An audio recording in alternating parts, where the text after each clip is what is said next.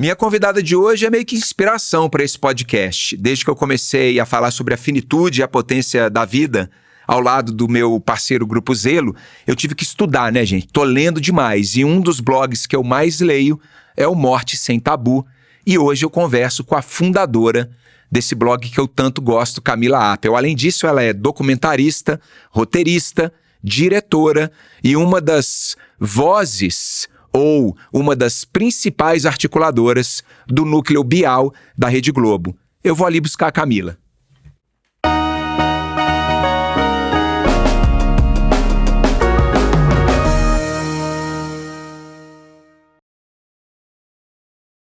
Se livrar do pão de queijo é difícil, né? É difícil. O pão de queijo não tem jeito, né? Delícia. Seja bem-vinda. Muito obrigada. Tudo bem contigo? Tudo bom. Por favor. Tudo ótimo. Esse é um truque de mineiro que a gente tem. Colocar o pão de queijo ali. E aí, não tem jeito. Ali é o melhor lugar do estúdio. E é o melhor pão de queijo, porque esse da meia-lua, eu adoro. É. Mas você sabe que ainda não é o melhor, né, Camila? Aquele ali. Que o melhor mesmo é um que fica lá em Belo Horizonte, na Rua dos Caetés, no centro da cidade, no barzinho da esquina. Aí ali é o melhor pão de queijo do mundo. Eu vou pra Belo Horizonte em julho, vou ter que conferir. Eu te levo. Fica tranquila. A gente vai fazer outras coisas, inclusive, não só isso. Você vai curtir demais. Legal. Você já conhece BH? Não. Eu vou pra Inhotim, aí vou parar em BH e vou... Mas você vai ficar hospedada lá na região de Inhotim? Vou. Entendi. Nossa, você vai adorar. Ainda mais assim, com esse tanto de coisa que você experiencia na tua vida, as coisas que você pesquisa, você não vai acreditar na história. Então tem que ir mesmo. Em julho. Parar. Em julho. Quando? Qual parte de julho? 2 a 6. É bom que você ainda vai passar meu aniversário lá. Meu aniversário é dia 8 de julho. Dia 8? Estende mais 3 dias aí, ó. Aí você vai numa festona. Você é festeiro? Sou. Tem cara de Não que é tem festeiro. jeito, eu gosto. Se tem uma coisa que eu gosto é celebrar datas, assim. Dia das Mães, Dia dos Pais, Natal.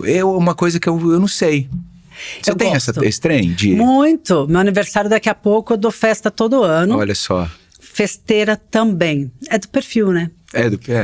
Quem gosta de falar de finitude, de morte, gosta no fundo mesmo é de celebrar a vida. Que demais. Nossa senhora, é isso aí. Tem toda a razão. Deixa eu te contar uma história, ó, que você vai curtir. Contar como que eu te conheci. Tá? Eu sou viciado em lei ficha técnica. Lei ficha técnica de jogo, de tudo. Super trunfo. Vou lendo tudo que eu tenho na minha frente. Super trunfo é bom. Pra ficar ali, sabendo aonde que as coisas acontecem. Como que as coisas acontecem, Sim. né? E aí, eu assisti o documentário que tá na Globoplay do João de Deus, e aquilo, eu não acreditei na situação. Que é uma obra-prima aquilo ali, de uma história, de uma tragédia, uma história surreal. Mas é uma obra-prima, o jeito que é feito, o roteiro, o jeito que a investigação acontece. Eu falei, gente, não tem dedo de gente boa nesse trem aí. Não é possível. E comecei a ler, aí tá lá um nome lá, Camila Apel. Eu falei, uai, quem que é essa moça? Aí joguei no Google lá, Camila, aí veio, que tanto de coisa. Eu falei, gente do céu, não é possível. E aí descobri que você é jornalista, então eu queria começar esse papo nosso assim. Você lembra quando a Camila falou assim, eu vou ser jornalista mesmo, e vou pra faculdade, vou fazer minhas coisas? Você tem esse momento na tua vida? O momento quando eu virei jornalista. Eu acho que eu virei jornalista quando eu comecei a me apresentar como jornalista. Porque a formação mesmo eu tive na prática de jornalismo. Eu acabei fazendo administração de empresas. Eu até já queria fazer jornalismo, mas passei nas duas e acabei optando pela administração de empresas. Depois fiz um mestrado em antropologia. Então, em termos de formação, eu ia para outro caminho. Acho que ia ser muito infeliz e fui, porque eu comecei a fazer estágio em banco, eu trabalhei uma época no Unibanco e trabalhei numa área que é super legal, que é microfinanças, que é você falar de produtos financeiros, democratização dos produtos financeiros e tal, era uma ONG, era super bacana, eu era menina microcrédito, andava com todo conhecimento na mão, assim, bandeirinha microcrédito, Mohamed Yunus, que lançou um livro super conhecido na área, O Banqueiro dos Pobres, e aí eu estava muito focada naquilo. Depois fui estudar antropologia, que é uma área também bem diferente, mas eu acho que a antropologia, no fundo, me trouxe muita base do jornalismo que eu pratico hoje. Eu acho que isso, eu aprendi muito com antropologia. Olha, eu acho também. Você contando agora, inclusive, lá. pela sua referência do Yunus e tudo, Sim. tem tudo a ver uma coisa com a outra, né? Tem tudo a ver. A forma de pesquisa, lidar com essa contradição do desenvolvimento versus a cultura, você, né, manter ali uma unidade, uma identidade única, ao invés do desenvolvimentismo global e tudo mais. Então eu acho que essa contradição eu trago até hoje, e tudo que tem contradição me atrai. Olha só. Então eu acho que a antropologia foi talvez um primeiro passo aí. Aí eu me formei, trabalhei no banco, no Unibanco. Não fui feliz, eu ficava escrevendo, assim, durante os intervalos. Eu fazia história com todos os personagens que eu via ali. Você tem essas histórias? Eu tenho alguma, preciso achar, mas eu tenho essas histórias. Eu tenho. Personagens é uma boa do dia a dia, um do colega dia a dia. de trabalho, às vezes um cliente do banco entrava ali, que genial isso. E aí, eu comecei a me testar no teatro, porque minha mãe é dramaturga, ela escreve peça para teatro há muitos anos, e eu sempre convivi muito nesse meio. E eu falei, puxa, será que de repente eu poderia me testar como dramaturga? Comecei a escrever peças para teatro, produzi, elas foram super bem recebidas. Produzi e escrevi, foi uma ótima experiência. Mas eu sempre tive um sonho de ser jornalista, que era um sonho que eu não segui até então. Aí, na verdade, o que me levou para o jornalismo foi a morte, foi o tema da morte. Porque quando eu tive filho, em 2014, eu comecei a ter muitos pesadelos com morte, muito medo da minha própria morte, achando que, puxa vida, agora eu não posso morrer. Por causa da maternidade. É. E você identifica isso, foi a maternidade que foi Olha só. Foi. Eu sempre tive muito medo da morte. E a maternidade realçou isso. Era um tema tão presente que na hora que eu tive o meu filho, eu falei, não, agora parecia que eu não tinha mais tempo a perder. Eu falei, já que é um assunto que me consome tanto, deixa eu consumir o assunto. E comecei a pesquisar, a investigar.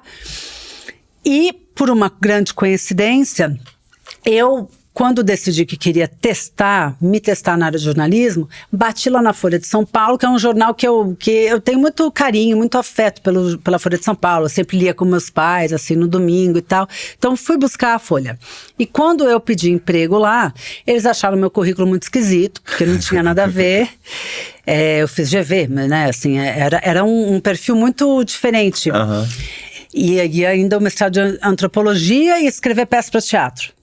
Era uma coisa ainda pouco palpável. E eles falaram, a gente não tem um emprego para você, mas abriu aqui uma vaga de freelancer num projeto chamado Biografias. Eu falei, adoro biografias. Não, são obituários de pessoas vivas. Caramba, essa eu não sabia.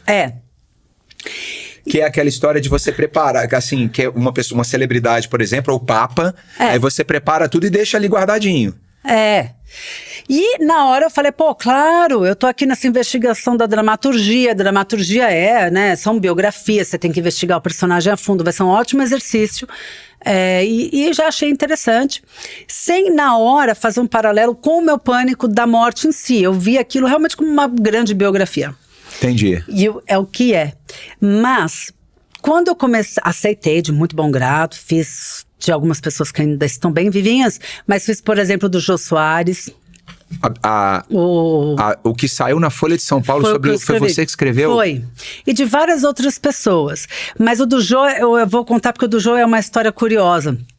Já vou chegar nela. Mas aí eu entrei pro projeto de biografias. E quando as pessoas falaram, o que você tá fazendo? Eu falei, puxa, eu tô num emprego super bacana. Eu tô fazendo obituário de pessoas vivas. Ninguém achava super bacana. Todo mundo me olhava como se eu fosse mórbida, esquisita. Sim. É o olhar... quase que defesa, né? Eu acho que é um olhar de defesa, né? É um olhar de defesa. E a gente estava falando aqui de celebrações, por exemplo. A última coisa que eu sou é mórbida. Eu sou uma pessoa viva. Eu quero... Mas eu comecei a sentir um estigma muito grande em relação aos obituários. Fui investigar a escrita dos obituários. Achei duas grandes obituaristas. Uma da The Economist, que a The Economist é uma revista que tem a última página inteira dedicada. E a da New York Times também. Que é a Anne Rowe, a Margaret Fox. E elas, assim, falavam sobre a escrita do obituário com tanta paixão tanta dedicação, que por meio de um grande obituário você consegue entender e avaliar uma sociedade naquele período, naquele tempo, como a gente chegou a ser o que é para melhor e para pior. Um olhar de antropologia, né? Exatamente. Um olhar de antropologia. As coisas foram realmente se conectando. É esse olhar. E amei. Só que chegou uma hora que eu comecei, na minha pesquisa, a tocar em tantos temas tabus, que eu falei, puxa, eu acho que eu tinha que ter um blog chamado Sobre Morte. Ainda não sabia o nome na época, eu vou ter um blog sobre morte. Aí voltei lá na Folha e falei, tá muito legal o projeto de biografias, mas eu tô querendo mesmo ter um blog aqui sobre morte. A primeira reação foi super esquisita. Eles falaram, nossa, mas de onde? Eu falei, lá no New York Times tem uma coluna chamada The End, a The Economist tem. Aqui realmente no Ocidente, aqui no Brasil, na América Latina ainda é um tabu maior até do que a gente encontra lá fora. Trouxe referências. Aí eles pediram exemplos de categorias, de textos, aí eu fiz um monte, mandei, toparam. Aí em outubro de 2014... O Morte Sem Tabu entrou no ar. Nasceu. E a Jéssica e a Cíntia ainda não estavam no barco. Não, elas entraram em 2020, 6 anos depois. Perfeito. Então foi uma coisa mesmo que você desenhou o projeto do zero. E fiquei 5 anos me dedicando realmente, até entrar na Globo, eu estava totalmente dedicado ao blog. Eu sou fascinado por entender a coisa que eu nunca vou conseguir, mas a cabeça do ser humano, né? Que é uma coisa fascinante. Em algum momento na tua infância, isso te fascinou de alguma forma? Sei lá, você gostava de ir em cemitério, por exemplo? Você tinha alguma atração pelo tema, né? Você lembra disso? Pelo tema. Eu tive uma morte que me chocou muito, que foi um cachorro. Porque essas mortes da infância que são muito bruscas, né? Ele foi atropelado e eu me sentia culpada porque eu que deixei a porta aberta, ele foi pra rua. A morte do Max me marcou muito. Teve mais umas 2 outras mortes que me marcaram, mas eu lembro de ter medo do desaparecimento. Aí me veio a frase do Fernando Pessoa na cabeça, que a morte é a curva na estrada, é apenas um ser visto. Eu tinha medo dessa curva na estrada. Eu achava que a vida era uma curva na estrada, que eu tinha medo da falta de controle, do susto e do nunca mais. Olha só. Que é aquele poema do Edgar Allan Poe, né? Sim. Nevermore, nevermore. O corvo, nevermore, é o nunca mais. Sim. Isso pra mim sempre foi assustador e é até hoje, quer dizer, menos. Tem uma pessoa que eu conheci nessa vida longa do blog aí que realmente me curou, que é um coveiro. Olha só, te curou no sentido de você ressignificar essa história da sua relação com esse medo. Exatamente, porque o coveiro, o sepultador, é que quando eu pergunto como ele prefere ser chamado, ele fala coveiro mesmo, mas o nome mais elegante, digamos assim, é sepultador. Fininho.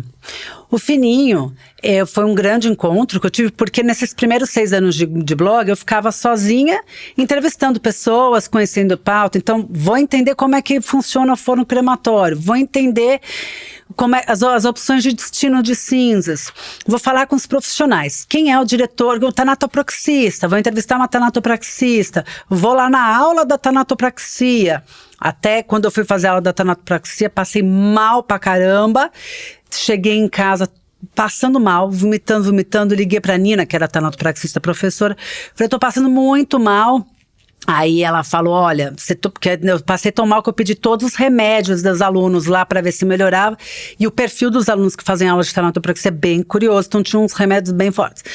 Nada funcionou, aí descobri que estava grávida. Então fui fazer a vida de morte. Descobri grávida lá na mesa da Nina, da tanatopraxia. Caramba! Mas eu fiquei esses primeiros 6 anos entrevistando essas pessoas. E quando eu conheci o Fininho, que eu fui visitá-lo lá no cemitério da Penha, onde ele estava na época, visitei em vários serviços, mas eu passei muito tempo com ele lá, eu tive contato com a concretude da morte. O que faz o coveiro? Ele é um pedreiro, ele vai lá, ele pega a pedra, ele faz buraco, ele cava, ele exuma corpo. Ele é uma coisa tão concreta. Quando eu conheci aquilo, vi vários funerais, esperei com ele um corpo chegar, passei por tudo aquilo, eu entendi que é uma coisa muito... Essa concretude me tirou um pouco o medo do abstrato, do desaparecimento. Porque a morte é abstrato para todo mundo, né? E a gente fica querendo achar sentido em tudo. O meu sócio no podcast, que é o Grupo Zelo, eles têm um programa que chama Brasil Tem Zelo. Que tem um camarada que está entrevistando algumas pessoas. E ele entrevista um coveiro e entrevista um porteiro de cemitério. Ah, ótimo. É maravilhoso, Camila. E o porteiro tem umas horas que ele fala assim, de vez em quando eu tô aqui sozinho que eu vejo umas coisas passar do meu... Você já deve ter visto isso e relatado isso, né? Já.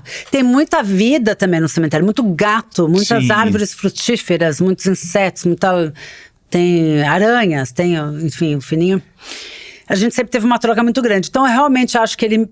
Te deu essa... me ajudou. Eu sou doido por cemitério, eu sou fascinado, assim, quando eu chego num país que eu não conheço, ou numa cidade que eu não conheço, eu vou numa loja de disco, numa livraria e no cemitério.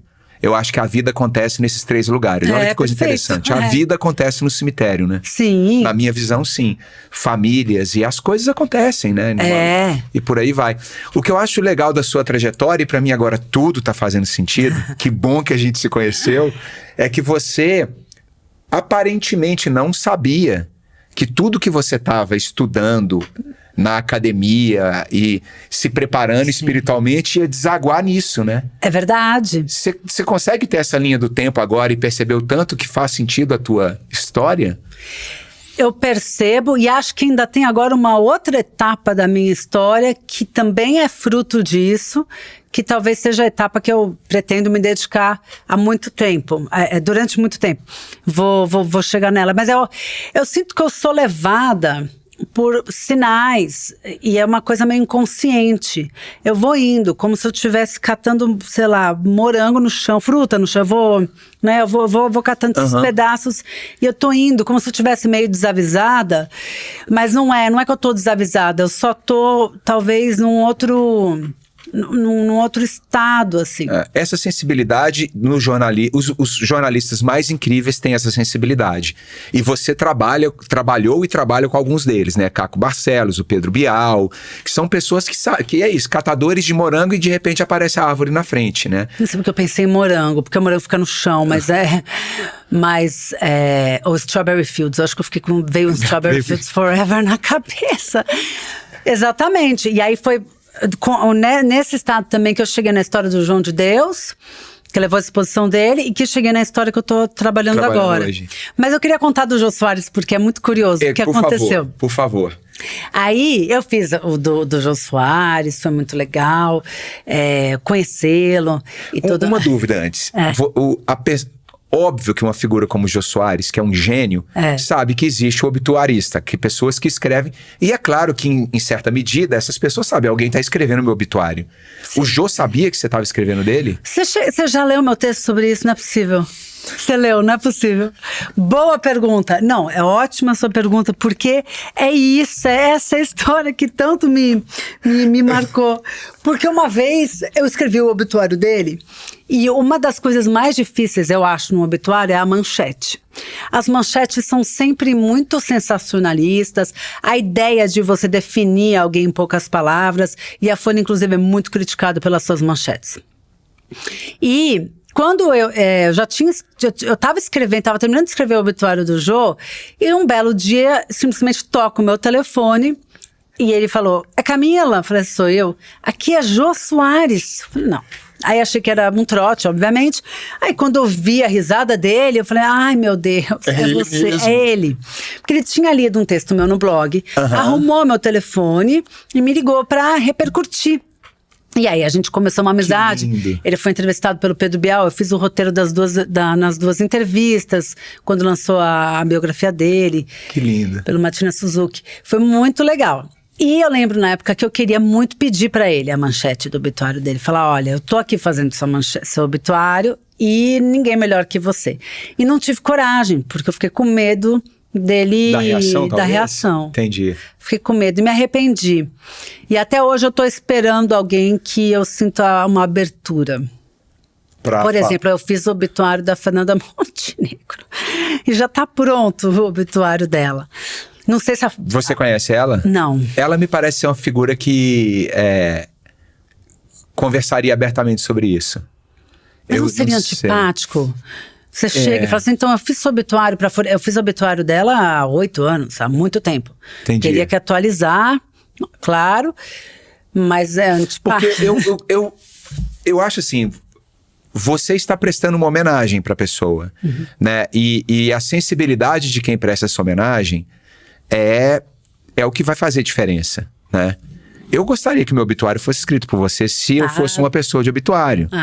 Né? Eu não sei se eu vou ter o legado que a Fernanda... Óbvio que não vou ter, que a Fernanda tem, que o Jô tem, mas vai que eu tenho um legado. Claro. Camila escreve meu obituário para os meus filhos. Eu acho que você tem esse talento. Pelos textos, eu li muito texto seu. Eu tô aprendendo muito com a sua escrita e meio que dissequei você assim, só que não do ponto de vista pessoal, né? Do ponto de vista do seu trabalho, o que você reflete como escrita. Eu acho incrível. Então, talvez, para uma pessoa como a Fernanda, ela também pode achar a mesma coisa. Quem assim, sabe chega nela esse podcast. Mas eu vou fazer esse corte, vou mandar para ela. Incrível. É porque é isso, a gente não pode ter medo das coisas. E eu já vi a Fernanda falando sobre... Na manchete dela, eu lembro que é uma coisa que eu pensei muito, porque eu lembro dela falando... que ela não gostava de ser referida como uma grande dama do teatro brasileiro. E eu via muito isso porque a Folha dá pra gente toda uma pesquisa impressa enorme, né? De tudo que já saiu sobre aquela pessoa na mídia. Então, não na mídia televisiva, mas na impressa. E eu lembro dela criticando muito. Aí eu fiquei pensando, puxa vida, tem que fugir desse estereótipo, desse lugar que eu acho que talvez ela não goste tanto. A primeira entrevistada que eu fiz foi a doutora Ana Cláudia Quintana Arantes. Sim. Foi minha primeira entrevistada. E ela fala uma coisa linda, que ressignificou muita coisa na minha vida, assim. Que ela falou, eu acho que a gente devia começar a falar, viveu até tal dia e não morreu tal dia. Né? Jô Soares viveu até dia tal, Fernanda Montenegro viveu até dia tal, Pepe Mujica viveu até dia tal, e por aí vai. A gente tem medo de falar dessas coisas, né, Camila? As pessoas têm medo, é muito tabu mesmo, né? Muito. Assim, estão falando da Fernanda, bate na mesa, não, a vida é isso mesmo, vai, um dia não tem mais, né? A coisa do mau agouro, que você falar sobre isso atrai, né? Você falando do linguajar, de como a gente deve publicar e abordar, viveu até tal dia, me lembrou uma outra questão que eu acho muito pertinente também, que é usar metáforas de guerra. Eu não vi falando do Pepe, mas devem ter falado, morreu lutando contra um câncer.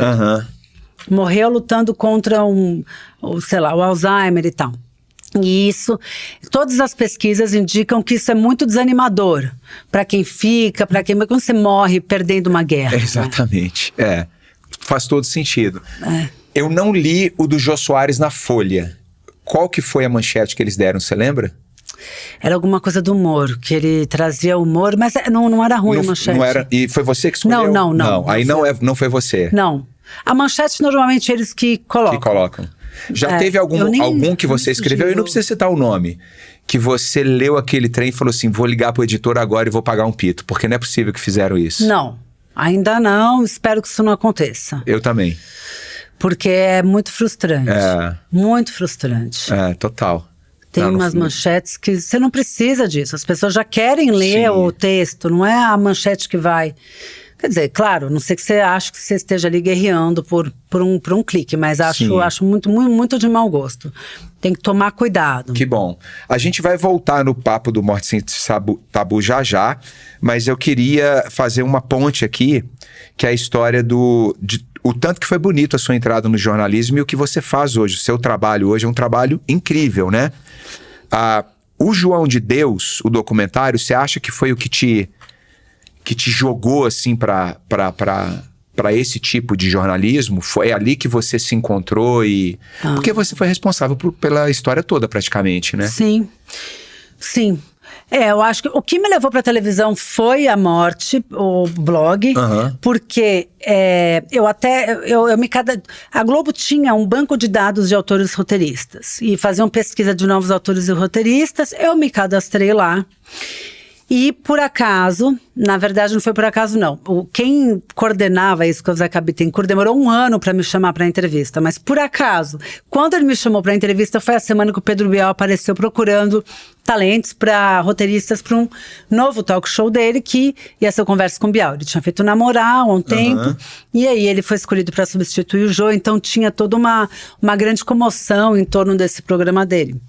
Aí ele foi nesse banco de dados da Globo e o que atraiu ele no meu perfil foi justamente o Morte Sem Tabu. Olha que legal, não sabia disso. Que demais. Porque ele se interessa muito pelo tema.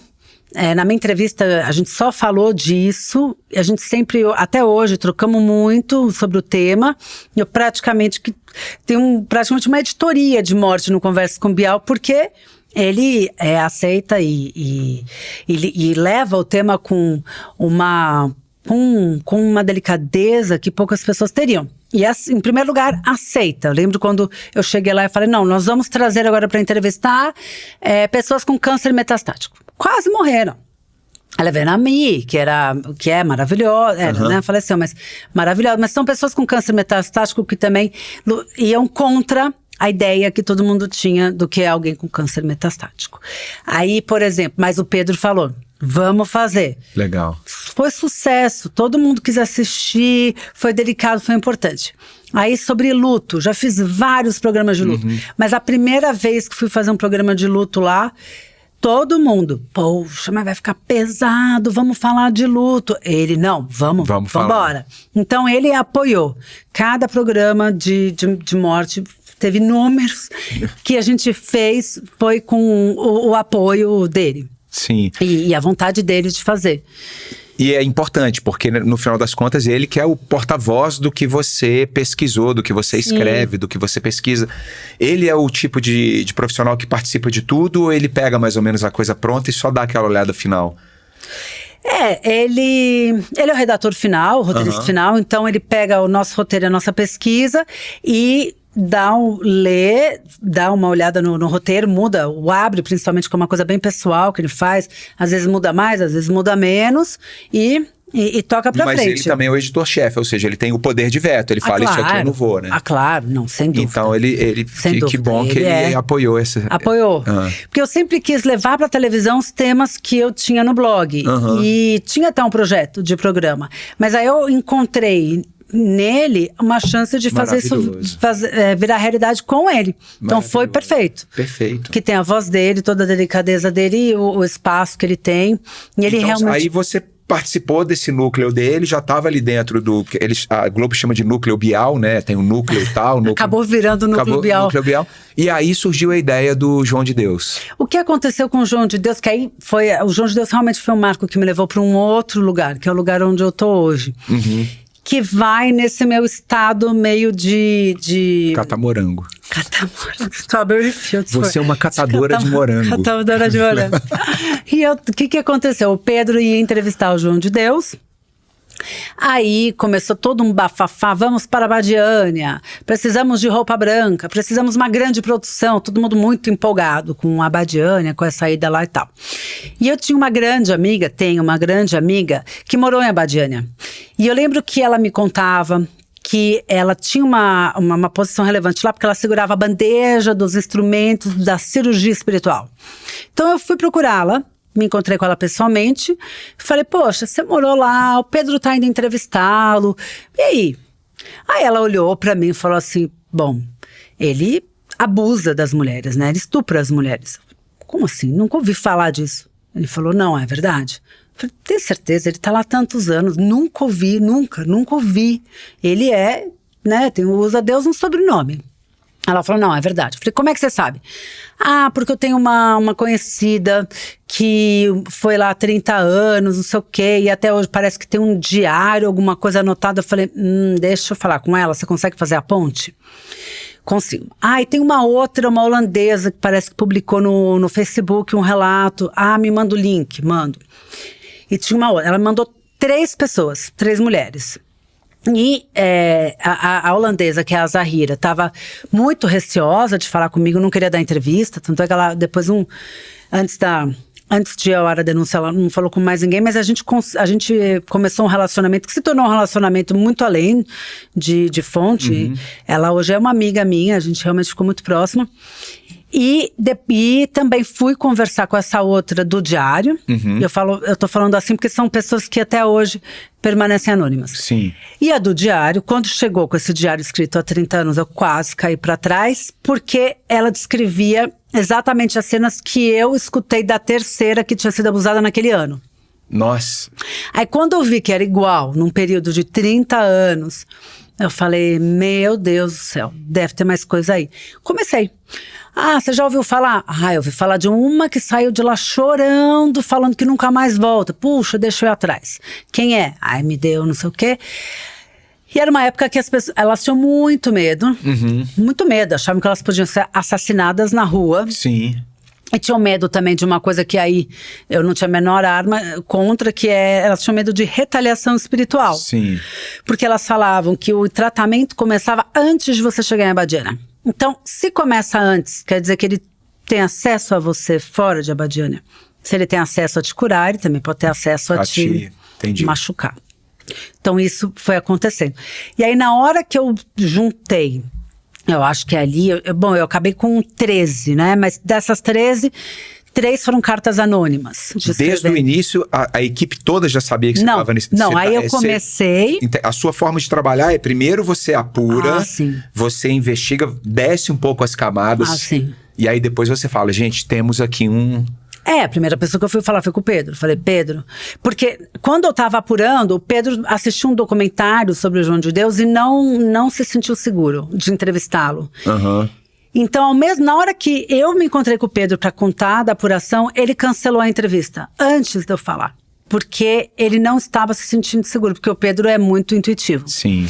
E aí, eu me encontrei com ele. Quando eu mostrei, ele na hora falou, não, meu Deus, vamos lá, temos que fazer esse programa. Aí a nossa diretoria não era muito a favor, porque diziam que fugia muito do escopo de um programa, era um programa de... Não, um programa de denúncia, um talk show. Mas o Pedro quis muito fazer. Aí tiveram várias instâncias dentro da Globo que ele teve que passar, uma por uma. Aí algumas pessoas da redação ficaram sabendo, muitas me procuraram para dizer que eu não podia fazer isso, que eu tinha que desistir da denúncia. Teve até um colega que falou que ia se tornar o novo Escola Base, que minha carreira ia acabar. Mas são pessoas que tinham visto assim, o pai se curar. Entendi. A mãe, tinham pessoas que tinham uma relação muito próxima. Íntima não, próxima, essa é a palavra, entendi. E não podiam nem cogitar o fato daquilo ser tudo falso na cabeça delas. Então, estavam quase que... não ser tudo verdade, talvez. De que tudo aquilo, assim, Abadiânia fosse... Entendi. Algo, uma fachada para algo... Uma farsa. Uma farsa, exato. Uma farsa.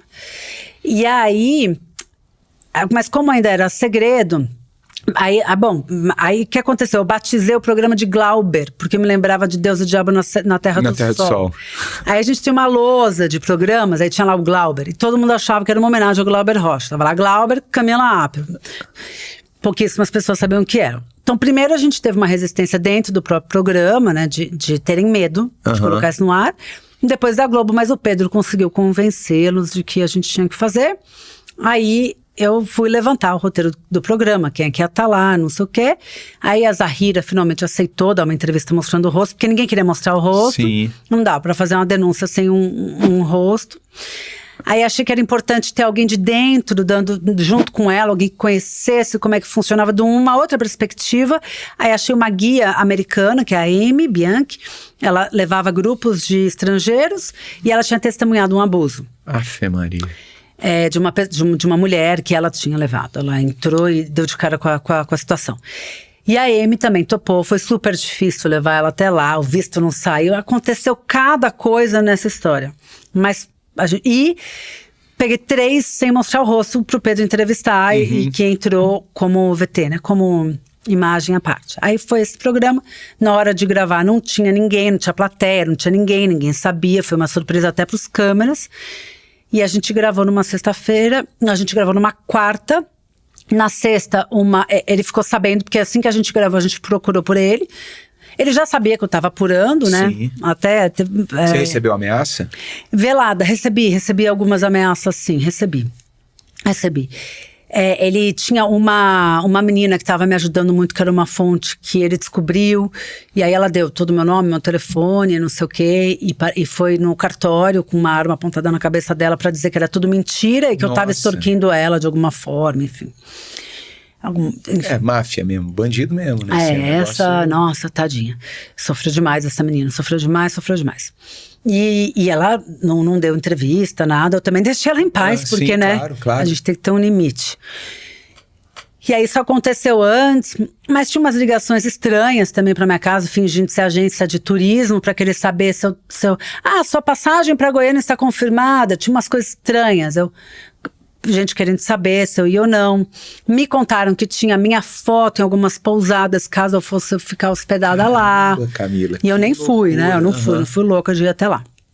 Então tinha uma situação mais delicada. E aí, quando a gente gravou, fomos buscar o outro lado dele, ele não quis falar, mas um juiz entrou, ele pediu, tentou censurar, impediu a veiculação do programa na sexta-feira, que era 7 de dezembro, o juiz derrubou, o programa foi ao ar.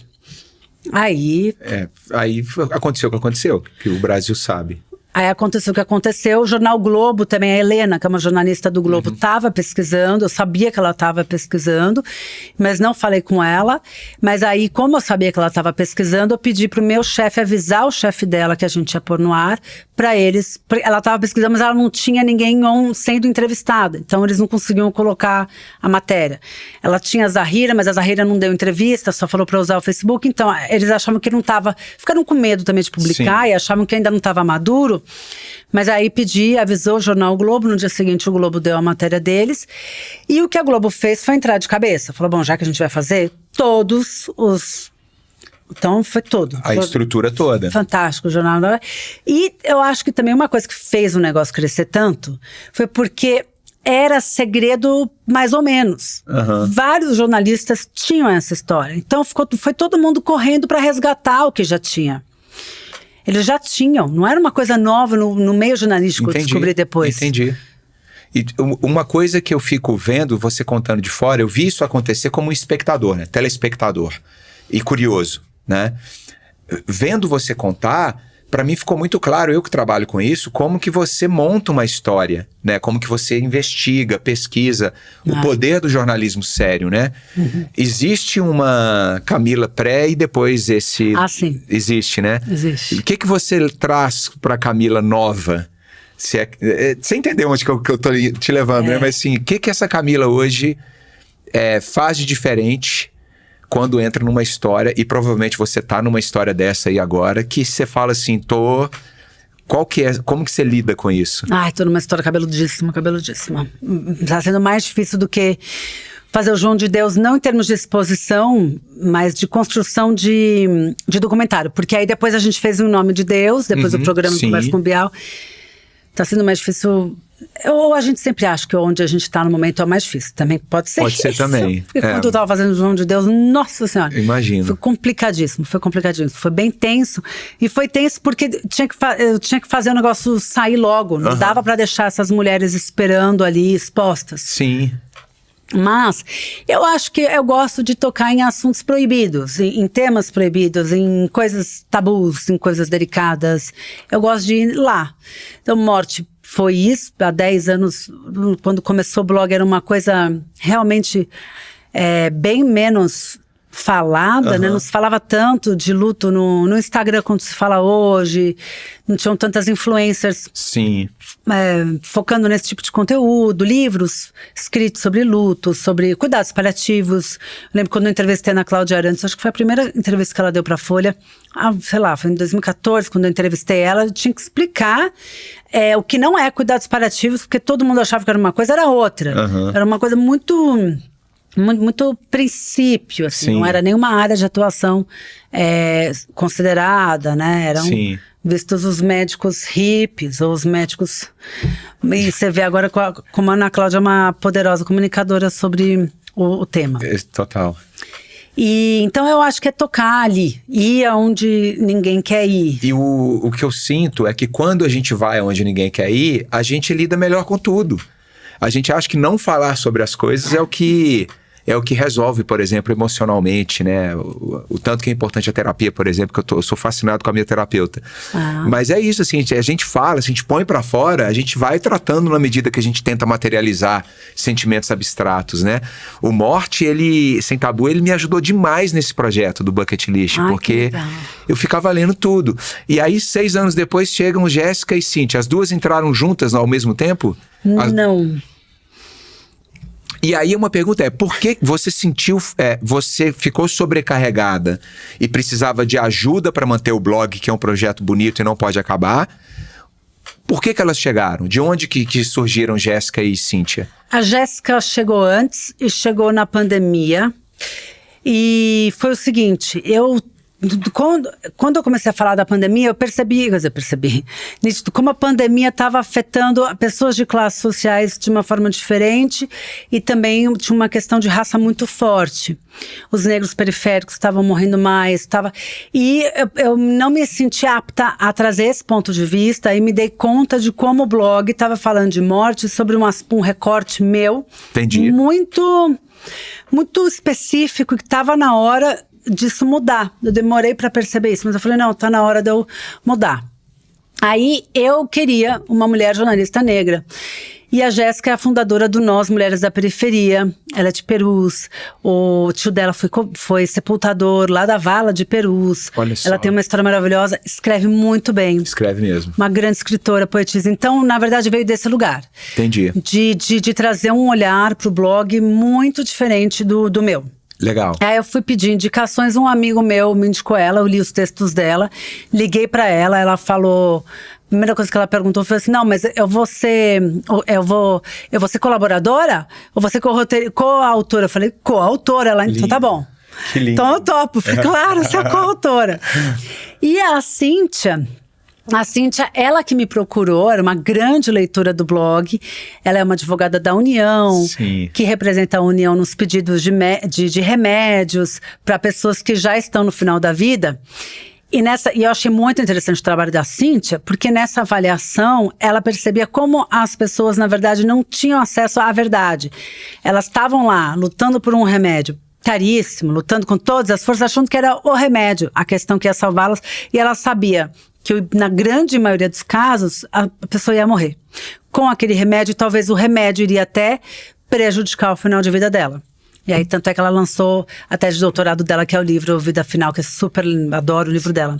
A Jéssica também tem livro publicado, que é livro de poesia, que chama Vão, e fala sobre as poesias que ela escreve no trem de Perus até o centro da cidade. Eu vou fazer um desafio ao vivo aqui pro Grupo Zelo, que é o nosso próximo... A gente tem agora um projeto que é o spin-off daqui. O trem tá crescendo, hein, Camila? Que a gente faz ao vivo no teatro com plateia. Ah, legal. Então agora eu vou convidar a Camila Apel, a Jéssica e a Cíntia Araújo. O Grupo Zelo tem que viabilizar um teatro em São Paulo pra gente fazer um ao vivo aqui, ó. Ótimo. Aí vai ser bonito esse papo. Não, vai ser lindo. Nossa Senhora, até arrepiei aqui. Ai, vai ser lindo. Vai ser lindo, não vai? Esse vai ser lindo. Camila Apel, junto com isso tudo que você tá contando, tem coisas na sua carreira que quem tá vendo de fora pode soar aleatório, não é o meu caso, que é, por exemplo, o documentário da Xuxa. Ah, pois é. Como assim? É. De onde surgiu? Que também é a mesma coisa ali, do núcleo bial, né? E vai surgindo essas... É uma oportunidade que surge e vamos fazer? Eu acho que quando eu fiz o Em Nome de Deus, foi minha primeira experiência como documentarista. E aí, quando eu fiz o Em Nome de Deus, acho que o Pedro gostou do meu trabalho como documentarista. E a Xuxa procurou por ele, porque ela estava nesse movimento de fazer um documentário, porque ela foi procurada pela Endemol na época, que é uma outra produtora. Mas ela achava que a Globo também tinha que estar envolvida, e ela confia muito no Pedro. Uhum. Queria que o Pedro dirigisse. E aí o Pedro me chamou para ser a roteirista. Incrível. Da série. Então, fiz o roteiro da série, ajudava com ele nas entrevistas que ele fazia com ela. Então, surgiu daí. E eu, se eu não me engano, ele me entrevistou ela no Conversa com o Bial, e eu fiz o roteiro da entrevista. Só que eu tô agora em dúvida se foi antes ou depois do documentário, hein? Pode ter sido talvez disso. Mas ele resolveu me chamar para ser o roteiro da Xuxa. Você... existe um jeito de fazer roteiro que a gente aprende em faculdade, porque você não formou nisso, primeiramente. É. Como que você desenvolveu o seu jeito de fazer roteiro? Eu li muito livro sobre roteiro, script, eu fiz cursos específicos de 1 mês, 2 meses até. Eu fiz. E fui autodidata. Comprei vários livros e li muito roteiro. Eu, quando comecei a escrever peça para teatro, lia muita peça para teatro, mas muito. Eu tenho uma biblioteca enorme, eu amo ler peça para teatro. Que legal. E comecei a ler roteiros. Pego na internet, vejo palestra, vejo entrevista com roteiristas, writer's room. Fiz tudo isso. Então, fui aprendendo, mas aprendi mesmo com grandes colegas, tipo o Ricardo Calil é um grande documentarista, por exemplo, e trabalhei com ele tanto no Conversa com Bial, quanto no Em Nome de Deus, e estou agora trabalhando com ele nesse novo projeto, que é a minha primeira direção, primeira vez que eu estou assinando direção num documentário, que é uma série documental que eu estou agora. Mas da Xuxa, eu acho que até o projeto Biografias, a minha experiência fazendo obituários ajudou a criar uma entrevista sobre a biografia de alguém que seja relevante, profunda, que realmente alcance uma essência. E o que aconteceu ali na Xuxa é que eu acabo tocando também em pontos difíceis. Entendi, eu sempre levei muito para coisas difíceis. Sim, é lindo. Eu assisto tudo. Eu assisti tudo, só. Eu fui lá, fiz aquela pesquisa. Eu fui jornalista investigativo na sua história. Falando de jornalista investigativo, depois fiz o Linha Direta. Fiquei 2 anos agora no novo Linha Direta, com o Bial e tal. Muito que aí é uma coisa que beira mais o policial. Sim. É um policial documental. A gente tentou uma linguagem documental forte ali e tal. Vou te contar uma história. Eu entrevistei minha filha nesse podcast, que é a nossa diretora e a nossa produtora também. E ela tem um neném que chama Amora, que é minha neta mais nova, que tem uma condição raríssima que se chama lisencefalia. E os prognósticos são de uma vida não da duração da nossa. Eu até gaguejo, não sei como que eu falo isso, que ainda é uma claro. Coisa que eu trato. Sim. Mas a coisa mais dura e realista e linda que eu já ouvi sobre a morte foi minha filha que me falou nesse lugar que você tá, Camila. Que ela virou e falou assim: eu sei que eu vou viver mais que minha filha vai morrer antes de mim. Soltou isso na minha frente. É duríssimo, é realista, mas é lindíssimo, porque materializa e mostra o tanto que é importante ela estar presente agora nas nossas vidas e em todo mundo. Viveu até tal dia, né? Qual foi a coisa mais dura que você já ouviu nesses tantos anos de blog, 11 anos de blog, tantos anos de documentário e sobre esse tema? Qual foi a coisa que você falou assim, nossa, me tirou do lugar? Foi com o Fininho, alguma fala do Fininho, com certeza. Durante a pandemia, ele me falou uma coisa que me marcou muito, que ele disse que o medo era tão denso que dava para ele pegar com a mão o medo. Aquilo me marcou muito, me chocou, e essa frase, tipo, o medo é tão denso que dá para pegar com a mão, me levou também no lugar de como as pessoas que trabalham com isso são invisíveis. Sepultadora, tanatopraxista, diretora de cemitério. Senão não vamos falar dessa área, não vamos ver esses profissionais, porque eles são, além de ganharem muito mal, não terem educação, formação, né? Você não tem uma faculdade, por exemplo, de diretor de tanatopraxia, você não tem uma formação sólida, eles quase são vistos como contagiosos, doentes, loucos.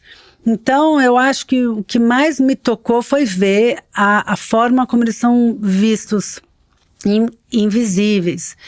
E ele fala que ele já chorou muito em velório, já abraçou, já levou porrada também.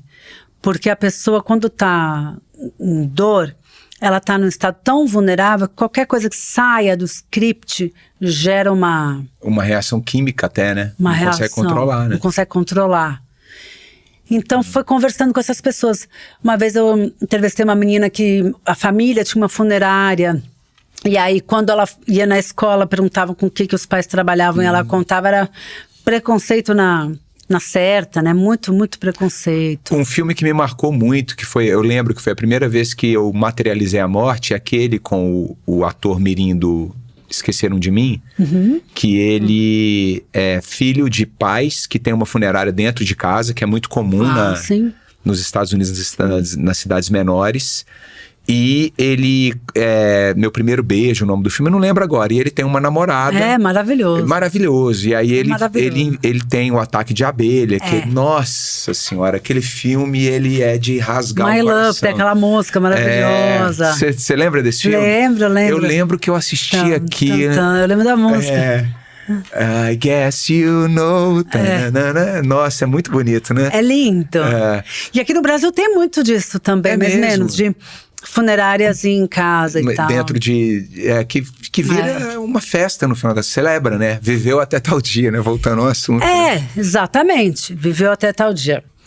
Eu acho que, ao contrário de morbidez, é um festejo da vida e da gente aproveitar cada momento, como esse que você contou agora com a sua netinha. Eu falo com minhas filhas, no dia que eu for, vocês vão dar um show. Eu quero a Marina Sena tocando, lamparina, jonga, eu quero confusão. Eu quero maluquice geral em Belo Horizonte, todo mundo na rua. Tem um cara, o Rui do Pandeiro, uma vez fez um ensaio do velório. Botou o caixão, botou a banda, fez a música. Era velório de corpo presente. Maravilhoso. E eu lembro, ele fez, foi muito interessante. E até saber que a gente pode falar sobre esse tipo de decisão, eu acho que ajuda. Uma época eu estava falando de destino de cinzas, né? O que você quer pro seu velório? E aí tem tanto, você vai ouvir pessoas que falam, eu não quero dizer isso depois que eu morri, que decidam por mim. Quanto quem faça questão de falar, não, eu quero isso, eu quero aquilo, eu quero ser cremado, eu quero que ritualize bem para trazer alguma sensação de controle, talvez. Sim, pode ser. Você já perdeu... Bom, você já falou que você já teve esses choques, mas agora, nessa altura da vida, como que você lida com o luto e principalmente o que não é linear, né? Que a gente acredita que vai ter um momento que isso vai chegar, mas aí, muitas vezes, bruscamente, essa linearidade não é cumprida e dá uma chacoalhada. Como que você lida escrevendo sobre isso quando acontece com você? Eu ainda não perdi pai e mãe direto. Filho, a gente nem menciona, mas pai e mãe eu ainda não perdi, mas eu acompanho o envelhecimento deles, principalmente da minha mãe, que já tá bem acamada praticamente, assim, né? E tô escrevendo sobre essa experiência num livro que vai sair em outubro pela editora Fósforo. Olha que legal. E é um livro para minha mãe. É a primeira vez que você fala sobre isso, não? É a primeira vez. Ô Camila, você vai me fazer chorar aqui, ó. Não pode esse trem não, sua. Ai, adoro. Não, adoro o sotaque. Não adoro fazer chorar, não. Adoro o sotaque, adoro sotaques. Eu tô indo muito pra Pernambuco pra filmar agora. Gente, sotaque de Pernambuco é bom demais. Tão lindo. Nossa, é bom demais. Eu também gosto. Adoro deles. Mas você tá escrevendo um livro pra sua mãe? Já escrevi, tô revisando. Ela já leu? Não. Tá precisando ler então esse trem aí. Pois é, precisa. Será que ela vai gostar? O livro chama Pra Quando Você Se For. Esse é o nome que eu tô pegando. E vai sair em outubro pela Fósforo. Ela precisa ler, mas eu queria que ela lesse um boneco, alguma coisa assim. Entendi. Porque a minha mãe escreveu um livro pra mim quando eu tinha 15 anos, que chama Na Palma da Minha Mão. Que lindo! E ela fala sobre a dificuldade de relacionamento mãe e filho adolescente. E ela não conseguia muito se comunicar comigo, fez cartas pra mim e publicou nesse livro essas cartas. E agora é um livro, não é um livro-resposta, mas é um livro-resposta. Eu pego até trechos desse livro que ela publicou para mim, que também parte de uma dificuldade minha em me comunicar com ela no final da vida dela, em falar sobre isso e trazer essas questões. Então o livro é isso. Você é muito apegada a ela? Sou apegada. É que tem tantos lugares no meu relacionamento com ela que eu não sei nem dizer se apego é a palavra. Mas o livro foi, de uma certa forma, o livro está sendo um processo de entender que está próximo, que vai acontecer, que não é mais não é uma coisa mais abstrata, tá muito concreto que isso pode acontecer a qualquer momento, não, mas vai acontecer, né? Eu acho que tá mais concreto. Ela não tem uma doença ameaçadora de vida, assim, muito específica, mas ela tem muitas condições, muitas comorbidades. Uhum. Eu acho que é algo que poderia acontecer a qualquer momento, eu acho. Não espero, né? Acho que a gente nunca espera, mas... E quando acontece, não tem, na sua experiência de escrever sobre isso, não tem regra, né? Cada um reage de uma forma, né? Não, imagina, sua mãe pode ter 100 anos. Quando você morrer, você vai perder a sua mãe. Uma vez eu entrevistei o fundador do cemitério mais alto do mundo, que é o Pepe Astúcio. Esse cemitério fica lá em Santos, o Pelé tá enterrado lá e tal. É um prédio, é um cemitério vertical, né? É um prédio. Entendi. E eu perguntei pra ele como é que ele definia luto. Ele fala, é a perda do nosso público, da nossa audiência. São as nossas testemunhas que vão sumindo. Então, você tá sem uma testemunha da sua vida, um público seu. Olha só. É muito dolorido, né? Perder a testemunha, nossa, que coisa linda, ao mesmo tempo potente, né? Olha só, você falou uma coisa agora que, de cara aqui, eu já lembrei de várias pessoas que eu já ressignifico, que são testemunhas da minha vida. É. Que coisa incrível. É difícil perder essas pessoas. E a mãe é uma difícil. testemunha real da vida sua, né? A mãe e o pai, que tá ali do teu lado, independente da tua relação com eles, né? Ele viu a história acontecer, né? Alguém que você pode contar, na maior parte das vezes, alguém que você pode contar Sim. de qualquer forma, né? Assim. Sim. E é muito dolorido. Mas eu acho que o fato de poder, hoje em dia, falar desse luto, você vê o Dia das Mães, hoje a gente vê homenagens a mães que já morreram, que já faleceram. Isso é bem novo. É bem novo. E eu acho que faz muito bem. Total, incrível. Você resgatar essa memória, faz muito bem. Eu acho, assim, os problemas da minha vida emocionais que realmente afetam minha vida, que são aqueles profundos, que eu sempre não quis falar sobre eles, sempre escondi, estão sendo resolvidos a partir do momento que eu falei sobre eles. E tem que falar, não tem jeito, a gente precisa falar sobre as coisas. Né? Tem um tema delicado que eu trato no blog também, que é suicídio. E até quando eu fui fazer um programa de suicídio lá no Conversa com Bial, me falaram isso, mas você não pode falar de suicídio. O jornalista não pode. Eu falei, claro que pode, devemos falar de suicídio. Claro que você tem recomendações, delicadezas, mas nada, eu acho que não existe, assim como não existe pergunta proibida, eu acho que não existe tema proibido. Tema proibido. A pessoa pode não querer falar, Sim, claro. jeito, mas tema proibido no mundo. E o talento é em como abordar isso. Né? E talvez um dos problemas do suicídio seja justamente a não vazão de temas muito delicados, como depressão, sentimento de abandono, opressão. Total, faz todo sentido. Nossa, Camila, você dá conta do 7 mundo, horas trocando ideia. É mesmo. Assim, mas mole pra nós aqui. Mas isso faz parte da conversa de morte, porque quando a gente fala desse tema, gera uma cumplicidade. É como se a gente estivesse falando algo profundo, proibido e significativo. Total. Eu fui escalar uma vez uma montanha, se eu não me engano foi a Aconcagua, que é a maior montanha da América do Sul, tem quase 7.000 metros, a gente não usa o cilindro de oxigênio, porque acima de 7.000 metros que é recomendado. Então a gente chega lá em cima sem o oxigênio suplementar. E eu lembro que no campo base tinha um pai escalando com a filha, e para mim foi muito tocante, porque foi o ano que eu resolvi escalar, que a minha filha do meio, que é escaladora, pediu para ir para as montanhas de altitude comigo, e ela começou a escalar essas montanhas comigo. E eu lembro que eu era um pai e uma filha, acho que espanhol, eles eram do País Basco, eu falava uma língua que não era espanhol nem francês, era uma mistura. E eu lembro que teve uma hora que eu tava na barraca refeitório com ele, que eu perguntei para ele, qual que é o seu grande medo? Você tem medo de morrer? Ele falou assim, não, de jeito nenhum, não tenho medo de morrer, mas eu tenho medo que a minha filha morra. Beleza, morreu o assunto. 3 dias depois eu encontrei com a filha dele no mesmo lugar. Eu perguntei pra ela, e aí, como é que você tá? Tá legal na escalada? Você tem medo de alguma coisa? Você tem medo de morrer? Ela, não. Mas meu pai, eu tenho medo de morrer. Não é incrível? Eu falei assim, olha só, vou juntar esses dois e fazer uma entrevista agora, né? Quem morre são os outros. Não é? E você tem vários olhares ali no blog sobre isso.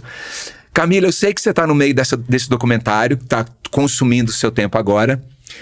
E que você tem um trabalho diário de pesquisa e tudo mais com as coisas que você faz. O Bial, o seu dia a dia, o blog, o livro, por aí vai. Mas você consegue programar a sua vida assim? Você é uma pessoa que planeja em 5 anos onde você quer estar, o que você quer fazer, 10 anos. Você consegue entender qual vai ser os seus próximos anos aí? Não. Não consigo, não consigo. Eu não consigo. Eu vou indo. Você vai catando morango. Eu vou. Mas eu acho que eu vou, pretendo ficar nessa área de documentários por muito tempo. Eu acho que eu realmente me encontrei aqui, onde eu tô agora, parece que junta vários papéis no mesmo lugar. Apesar de não documentários investigativos, não dá pra fazer um depois do outro, que é muito exaustivo. Carrega muita energia, né? Muito exaustivo. O da Xuxa, por exemplo, foram outras questões, mas foi muito prazeroso fazer. Ver aqueles arquivos todos do mundo da Xuxa foi maravilhoso. Maravilhoso. Passava o dia inteiro vendo arquivo, era maravilhoso. E o trabalho do documentarista é isso, né? Você precisa ver, você precisa entrevistar, você precisa consumir o conteúdo que você vai organizar numa linha de tempo que faça sentido para uma audiência, né? Você precisa pré-entrevistar um monte de gente para ver quem realmente você quer falar, porque num documentário não é uma reportagem que tem um monte de gente, pelo menos não os que eu tenho feito, que tem um monte de gente falando picadinho. Sim. Poucas pessoas, mas falando muito. Sim, sim. E então tem que ser alguém que reúna vários aspectos que você acha importante trazer, que seja testemunho disso tudo. Então, assim, para entrevista, um monte de gente, vê vários e vários arquivos. Aí uma boa pesquisadora, uma boa pesquisadora de imagem, eu tô falando porque a Ana Oliveira fez a série da Xuxa, ela é muito boa, fez Em Nome de Deus, tá fazendo o que eu tô fazendo agora, que já é uma pré-seleção, já é um olhar. Aí ela manda um monte de coisa, então tem que procurar, conversar, procurar, telefone, computador e ir até lá. Sempre você vai, se a história se passa muito em algum lugar específico, vai até lá. Então eu fui para onde a Xuxa nasceu antes, fiz uma pesquisa lá, na cidade dela. Lá você tem temas ou territórios que você quer fazer ou que você não faria de jeito nenhum? Que eu não faria, não tem. Nossa, nenhum. Não. Que eu tenho, eu tô agora muito envolvida nesse gênero, True Crime. O Linha Direta também me colocou bastante lá. Eu acho que tenho essa missão de estar nesse gênero com respeito, delicadeza e bom gosto também, né? De não cair no sensacionalismo, mas ainda assim vejo uma relevância muito grande. Vou te dar um argumento, então. Vamos lá. Vamos montar um projeto. Você vai me dar Vou te dar um argumento para um documentário. Em 1972, no Rio de Janeiro, estavam acontecendo 3 eventos simultâneos que não se comunicaram, mas que mudaram a música brasileira. Em 1972, o Milton Nascimento alugou uma casa em Niterói para gravar o Clube da Esquina com Lô Borges, Márcio Borges, Fernando Brant, Toninho Horta, Wagner Tiso e por aí vai. Na zona sul do Rio, ali no Leblon, em Botafogo, os Novos Baianos estavam lá preparando Acabou Chorare com Baby Consuelo, Pepeu Gomes. E o produtor era o João Gilberto. Nossa. Em 72. Nossa. Olha só isso. Como que pode um trem desse? E Caetano Veloso estava chegando do exílio em 72 para lançar o Transa. Sim. Que ele terminou de finalizar no Rio. Essas 3 coisas não se comunicaram. Eu acho, mas pode ser que tenha tido um dia lá que Moraes Moreira sentou na mesa com o Milton Nascimento e influenciou no disco de lá e de cá ou de lá, entendeu? Sim. Essa coisa atemporal que aconteceu no Rio em 72, eu sou doido pra alguém escrever sobre isso e fazer... Essas ideias de documentário surgem dessa forma, é quando você percebe esses eventos assim... Que é o que você falou do João de Deus, né? A pessoa falou isso, os jornalistas já tinham... É assim que acontece mesmo? Assim, um ponto muito a favor do seu argumento é que você tem um recorte específico. E isso é fundamental para você trazer uma boa história. Não adianta querer fazer uma reportagem. É um recorte. Então isso é muito bom. Você tem uma premissa, você parte dessa premissa. E o documentário pode ser a sua própria investigação de se tem ou não tem.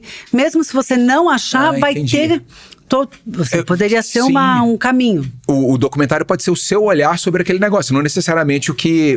Entendi. Pode ser o seu olhar e a sua descoberta. Entendi. Você pode descobrir que isso aconteceu, mesmo se você descobrir que não aconteceu, é interessante porque a premissa é boa. Que legal. Então o caminho é bom. Tem um filme que eu acho genial, que é a última sessão de Freud. Sei. Que é com o Anthony Hopkins. Sei qual que é. Que o Anthony Hopkins é o Freud e ele recebe a visita do Tolkien. Sei. Só que a turma acha que essa visita nunca aconteceu, mas pro roteirista aconteceu a visita. E ele desenvolve os diálogos. Nossa, Camila, é tão legal. Tem umas peças de teatro também baseadas nisso, o que aconteceria se não sei quem encontrasse, sei lá... Einstein encontrasse... Fulano de tal. Que demais.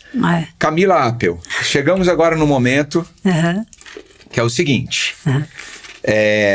Essa aqui é uma agenda comum dessas que a gente compra em banca de revista, tá vendo? Tô vendo.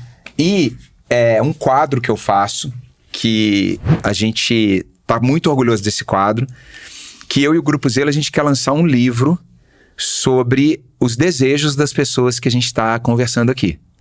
Então o que eu tô pedindo pros meus convidados e convidadas é abrir na página do seu aniversário e escrever alguns desejos que você ainda quer realizar nessa vida.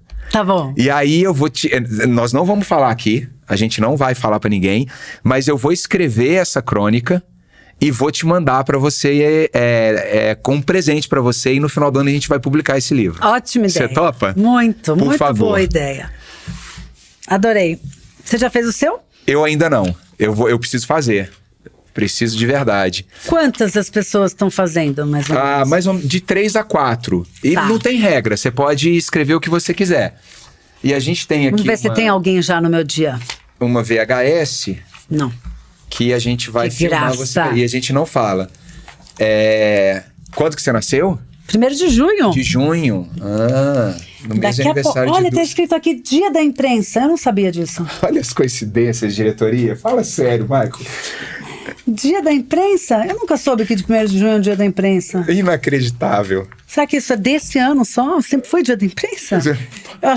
Pra mim, até então, era o dia que nasceu a Marilyn Faz a Monroe. pesquisa aí rápido, por favor. Quando que é o dia da imprensa? E fala aqui no ponto. Pode Gente, falar ao que vivo aí. loucura. A jornalista, mais jornalista, menos jornalista. Por enquanto, eu só achava que era o dia da Marilyn Monroe. 1º de junho? Sim. Oh, o É Michael mesmo, falou ali. Dia da Imprensa? Não sabia também. Que loucura. Caramba, que loucura. Eu tô falando pra vocês, gente, que o Bucket List tá me colocando numas... na rota, na órbita de pessoas como Camila Apple. Você, em vida, nesse espaço de tempo, espaço de viver pra valer, a gente conhecer Camila Apple é um privilégio. E aí a gente descobre junto Privilégio. que ela nasceu no dia da imprensa. Poxa vida. Tá vendo? Olha lá. E eu, há um tempo atrás, tinha vergonha de me apresentar como jornalista, porque eu não sou formada em jornalismo. Agora eu posso dizer, sou jornalista. Ah, mas você fez jornalismo? Não, eu nasci no dia da imprensa. Tá dado. Mérito de berço. Nascença. Agora, é muito interessante um dia, de repente, juntar todos nós, né? Juntar essa galera toda. Isso. Olha aí, outra ideia. Anotou? Diretora? Outra ideia, ó. Temos 2 ideias aqui para viabilizar. Grupo Zelo tem que anotar isso aí. Conversas que inspiram, o spin-off que a gente já fez com as meninas do Grupo Colcha, e com as mulheres do Morte Sem Tabu. Ao vivo, teatro em São Paulo, 7.000 pessoas, torcida, caravana do interior, confusão. A gente quer confusão, né? Essa história, né, Camila? Ah, é. Não me venha com, né, não é coisa pequena, tem que ser festa. Tem que ser festa. Sou festeira. Vou pegar mais um aqui. Da maior festa de todos.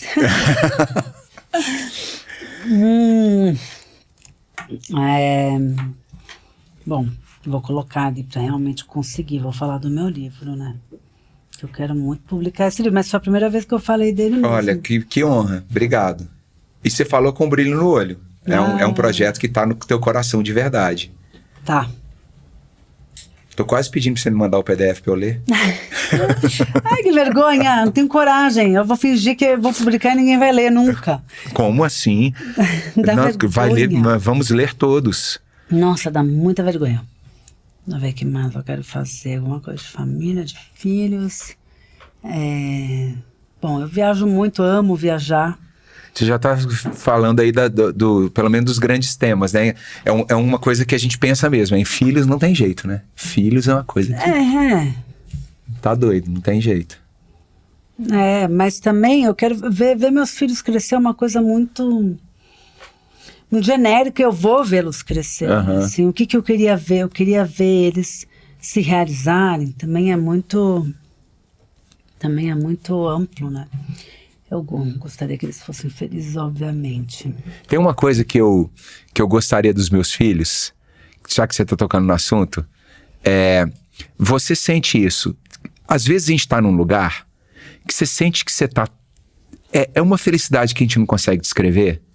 Sabe, assim, uma coisa que você fala assim, esse sentimento que eu tô sentindo aqui, eu quero pros meus filhos. É verdade. Sabe essa história? Sim. Em show de música, de vez em quando isso acontece. No topo do Everest aconteceu comigo. Não é estar no ambiente em si, mas é aquela sensação que te é uma coisa assim inacreditável, que você fala, gente, isso aqui a Joana, a Yara e o Matheus têm que sentir. Não é possível. Isso aqui destrava coisas. A vida acontece de um jeito diferente, sabe? Sim. Isso é uma coisa que eu fico pensando de vez em quando. Sim. É uma boa, vou falar isso também. Pronto, só mais 2. Escolher sintetizar isso numa pílula e vender, você fica bilionário, hein? É uma startup aí, uma dica para os químicos de plantão.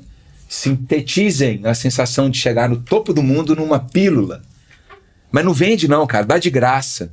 Nós estamos precisando de felicidade no mundo. Não monetiza em cima disso não. Quebra o plano de negócio e dá tudo de graça. Já se inscreveu no canal aí? Clica aqui. Como que fala, diretoria? Clica aqui. Faz assim. Deixa o like. Eu, por exemplo, quando olho para minha filha, sinto muitas vezes, meu filho também, frio na barriga. Esse frio na barriga eu quero manter pro resto da vida. Sentir frio na barriga pela vida. A Camila está quebrando o protocolo e contando para vocês a lista de desejos dela. Ah, não posso. Agora já foi. Ela quebrou o protocolo desde o início. A sala de roteiros aqui vai me chamar a atenção. Eu quebro protocolos, eu faço isso desde que nasci.